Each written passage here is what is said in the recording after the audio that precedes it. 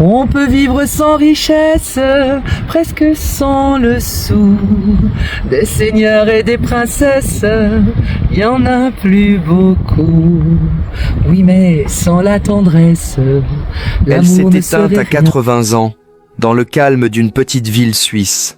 Mais ce n'est pas seulement sa mort qui touche en plein cœur. C'est toute une vie marquée par la douleur, le silence et une résilience extraordinaire.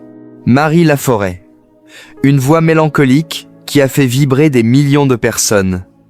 Une actrice aux yeux d'or qui a illuminé le cinéma des années 60.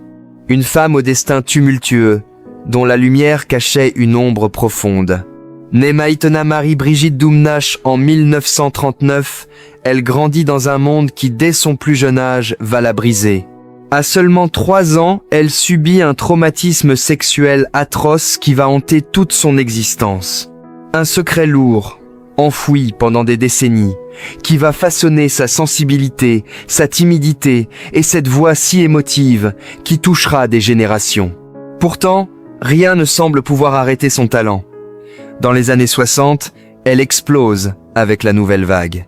Son premier grand rôle aux côtés d'Alain Delon dans Plein Soleil marque les esprits. Sa beauté mystérieuse, son regard perçant et sa présence magnétique captivent le public. Au même moment, sa carrière de chanteuse décolle. Avec des tubes comme Les Vendanges de l'amour, elle vend plus de 35 millions d'albums. Sa voix, à la fois fragile et profonde, porte une mélancolie unique qui résonne comme un écho de ses blessures intérieures. Derrière les projecteurs et les applaudissements, Marie mène une vie sentimentale chaotique. 5 mariages, des passions intenses, des séparations douloureuses. Son premier mari, le réalisateur Jean-Gabriel Albicoco, la dirige dans plusieurs films. Ensemble, ils vivent une histoire passionnée, mais fragile.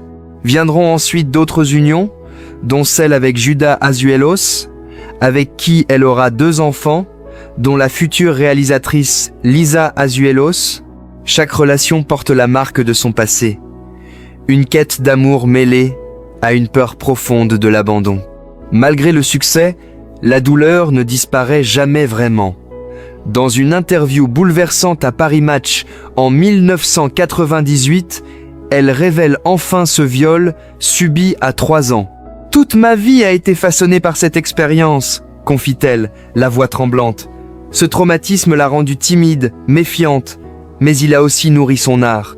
Le cinéma et la musique deviennent son exutoire, sa façon de crier en silence ce qu'elle ne pouvait pas dire. Fatiguée de la célébrité et des lumières, elle choisit de se retirer en Suisse.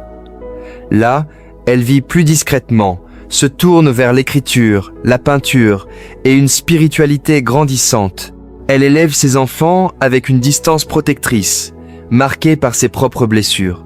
Ses filles, Lisa et Déborah, parleront plus tard de cette mère aimante, mais parfois absente, qui voulait avant tout qu'elle soit forte et indépendante. Les dernières années sont plus sombres. Marie combat un cancer des os généralisé. Elle reste sereine, profondément tournée vers sa foi chrétienne. 2 mois avant sa mort, elle sait que la fin approche. Le 2 novembre 2019, elle s'éteint paisiblement à Genolier, entourée des siens.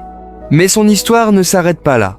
Après sa disparition, ses enfants poursuivent un combat judiciaire qu'elle avait commencé, obtenant une victoire posthume émouvante. Aujourd'hui, on se souvient d'elle non seulement pour sa voix enchanteresse et ses rôles inoubliables, mais aussi pour sa force tranquille, sa résilience face à la souffrance et cette capacité à transformer la douleur en beauté. Marie Laforêt incarne à la fois la fragilité et la puissance. Une femme qui a traversé l'ombre pour mieux nous offrir sa lumière. Et vous, quelle chanson ou quel film de Marie Laforêt vous a le plus touché ? Quel souvenir gardez-vous de sa voix si particulière ? Dites-le moi en commentaire, partagez vos émotions. Si cette histoire vous a ému, likez, partagez cette vidéo et abonnez-vous pour découvrir d'autres destins extraordinaires du cinéma et de la musique française.